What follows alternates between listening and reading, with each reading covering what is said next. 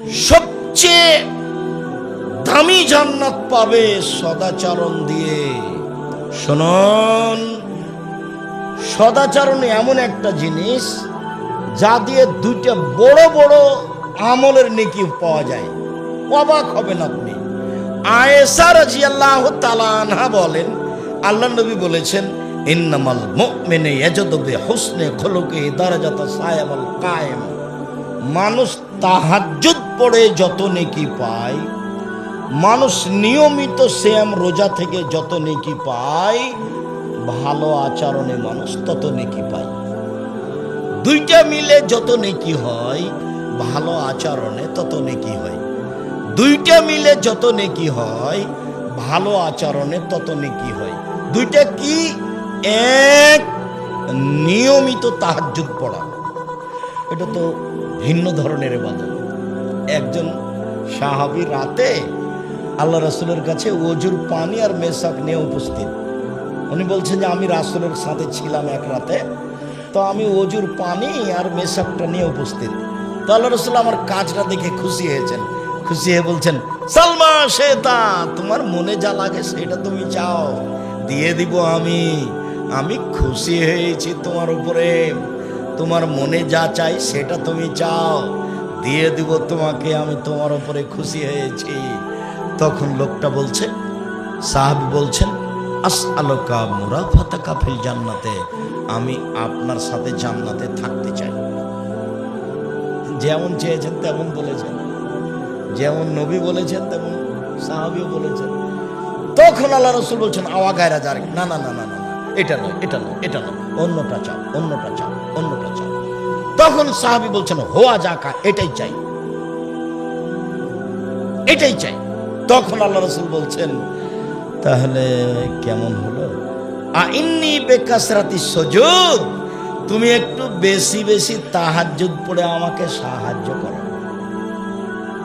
রাতে তাহাজ্জুদ পড়লে আমার সাথে থাকার সুযোগ হবে, রাতে তাহাজ্জুদ না পড়লে আমার সাথে থাকার সুযোগ হবে না। তো রাতে তাহাজ্জুদ পড়ে থাকার সুযোগ হবে, এই কথা রাসূল সাল্লাল্লাহু আলাইহি সাল্লাম বললেন। এখানে তাহাজ্জুদ তাহলে কত দামি ইবাদত, তাহাজ্জুদ তাহলে কত দামি ইবাদত। এক, তাহাজ্জুদ। দুই, নফল সিয়াম। ইবাদতের জগতে দামি ইবাদত হলো সিয়াম রোজা। দুইটা মিলে যত নেকি হয়, সদাচরণে তত নেকি হয়। দুইটা মিলে যত নেকি হয়, সদাচরণে তত নেকি হয়। এই ছেলে বসো। আল্লাহ নবী বলছেন, মান আলা সালাসাবানা তিন, মান আলা জারিয়াতাইনে, কেউ যদি দুইটা মেয়ের লালন পালন করে, দুইটা বেটি জন্ম নিয়েছে, লালন পালন করেছে, শিক্ষা দিয়েছে, শিষ্টাচার শিক্ষা দিয়েছে, তাহলে সেই বাপ আর আমি জান্নাতে একসাথে থাকবো। দিয়ে ওয়াসারাবি সাবাবা আলস্তা দাম্মা বাইনাহুমা, মধ্যমা এবং তর্জনী দিয়ে ইশারা করলেন আর বললেন, দেখো এই যে জমা হয়ে আছে, ওই দুইটা মেয়ের বাপ আর আমি মুহাম্মদ সাল্লাল্লাহু আলাইহি সাল্লাম জান্নাতে একসাথে থাকব। আরেকটা কথা এখানে আছে, সেটা হলো এই, আল্লাহ নবী বলছেন, কে যদি এতিমের লালন পালন করে, এতিম, জামিয়া সালাফে প্রায় ৫,০০০ ছেলে মেয়ে পড়াশোনা করে। জামিয়া সালাফে ৩০০ জন শিক্ষক শিক্ষিকা, ইন্ডিয়ান, বাংলাদেশি, সৌদি আরব থেকে আসেন, মদিনা বিশ্ববিদ্যালয় থেকে তারা শিক্ষা দিতে আসেন। দেশের সর্ববৃহৎ সর্বোচ্চ শিক্ষা মানে শিক্ষা গুণে, শিক্ষক সংখ্যায়, শিক্ষক গুণে সবচেয়ে বড় প্রতিষ্ঠান জামিয়া সালাফিয়া, যেখানে ৩০০ জন শিক্ষক শিক্ষিকা আছেন। প্রতি মাসে বেতন লাগে ৩২ লক্ষ। জামিয়া সালাফে কেন কথাটা আসলো? ৫১৯ জন এতিম অসহায় আছে, ৫১৯ জন। ওর ভর্তির সময় থাকে ১ জানুয়ারি, ডিসেম্বরে ফর্ম দেয় আর ১ জানুয়ারি ভর্তি হয়। দেশের সর্ববৃহৎ প্রতিষ্ঠান, যেটা রূপগঞ্জ নারায়ণগঞ্জে প্রায় 100 বিঘা কাছাকাছি, যেটা রাজশাহীতে প্রায় 40 বিঘা, যেটা দিনাজপুরে সেটা প্রায় 20 বিঘা, যেটা রাজশাহীতে মহিলা হতে যাচ্ছে সেটা 70 বিঘা জমির উপরে, তার 40 বিঘা পুকুর আছে। দেশের সঠিক আকীদার ভিন্ন ধরনের নিজস্ব সম্পদ জামিয়া সালাফিয়া, দেশের জনগণের সঠিক আকীদার মানুষের নিজস্ব সম্পদ জামিয়া সালাফিয়া।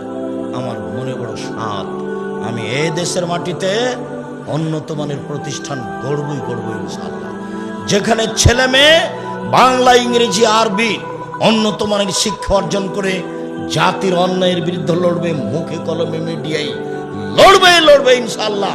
তার জীবন বাজি রেখে আমি চেষ্টা চালিয়ে যাচ্ছি, সফল হয়েছি, সফল হব আরো ইনশাআল্লাহ। দেশের সর্ববৃহৎ প্রতিষ্ঠান জামিয়া সালাফিয়া, দলমুক্ত প্রতিষ্ঠান জামিয়া সালাফিয়া, সংগঠন মুক্ত প্রতিষ্ঠান জামিয়া সালাফিয়া, হিংসা মুক্ত প্রতিষ্ঠান জামিয়া সালাফিয়া, শিরক মুক্ত প্রতিষ্ঠান জামিয়া সালাফিয়া, বিদআত মুক্ত প্রতিষ্ঠান জামিয়া সালাফিয়া। দেশের শিক্ষা গুণে, শিক্ষক সংখ্যায়, শিক্ষা মানে সবচেয়ে গুরুত্বপূর্ণ প্রতিষ্ঠান জামিয়া সালাফিয়া। বলছিলাম সম্মানিত দিনী ভাই বোন, 3টে মেয়েকে শিখিয়ে দিল, শিষ্টাচার শিখিয়ে দিল, বিবাহ শাদী দিয়ে দিল। সেই বাপ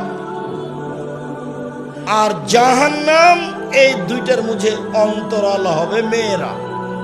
ওইদিকে থাকবে জাহান্নাম আর এদিকে থাকবে বাপ, আর মধ্যে থাকবে মেয়েরা। মেয়েরা বলবে আমার বাপকে আগে জান্নাতে দিতে হবে, তারপরে কোনো কথা। পাপ নেকি বুঝতে চাচ্ছি না, আমাদের কথা আগে চূড়ান্ত হতে হবে, তারপরে কোনো কথা। ওরা হবে অন্তরাল,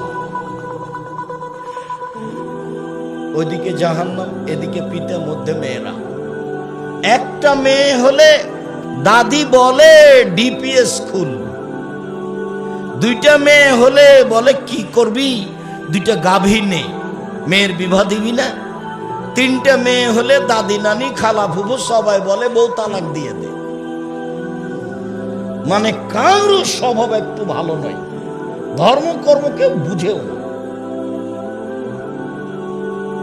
দুঃখিত, 1 মিনিট। যখনই আল্লাহ রাসূল মেয়েদের লালন পালনের কথা বলেছেন, তখন 3টে কথা বলেছেন। 1, বিদ্যা শিখিয়ে দিল, 2, শিষ্টাচার শিখিয়ে দিল, 3, বিবাহ শাদী দিয়ে দিল। তখন মেয়ের বাপ আর আমি জান্নাতে একসাথে। আর কেউ এতিমের লালন পালন করলো, এতিম, তখন সেই মালিক এতিমের আর আমি জান্নাতে, তখন এভাবে একটু ফাঁকা, ফারাকা বাইনাহুম। হ্যাঁ, ওই এতিমের লালন পালন করেছে, নবীর সাথে জান্নাতে থাকতে পাবে, তবে একসাথে না। আমি মনে হয় বুঝাতে পারি না কথা নাকি? এতিম লালন পালন করে নবীর সাথে থাকা যাবে, তবে একটু ফাঁকা। আর মেয়ের লালন পালন করলে একসাথে, মানে জমা বাইনাহুম। আল্লাহ 2টাকে মিলিয়ে দিয়েছে। 10টা ছেলেকে যদি মাস্টার ডিগ্রি পাস করান, 1 পয়সা লাভ হবে না।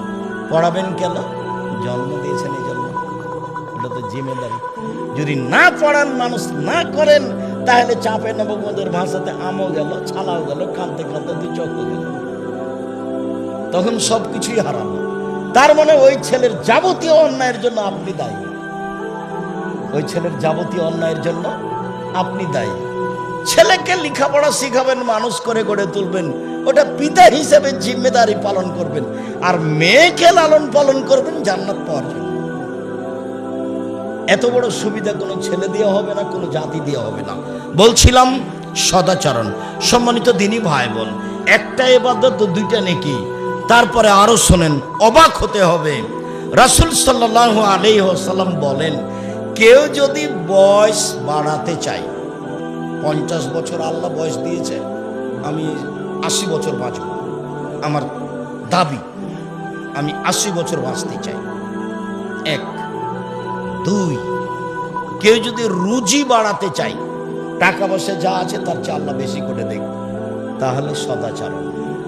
এবার আল্লাহ রাসূল শুনেন, আল্লাহ রাসূল বলছেন, মান সাররাহু, যে চায় আইয়ুবসাতা লাহু ফি রিজকিহি, তার টাকা পয়সা বেশি করা হোক, ওয়া ইনসাউ ফি আসারিহি, তার বয়স বেশি করা হোক, ফাল ইসল রাহিমাহু, তাহলে সে যেন সদাচরণ করে। ভালো আচরণ, ভালো আচরণ কি জিনিস খুবই কঠিন।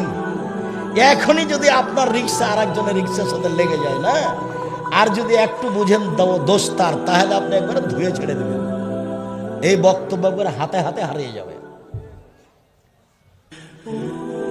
এখনই।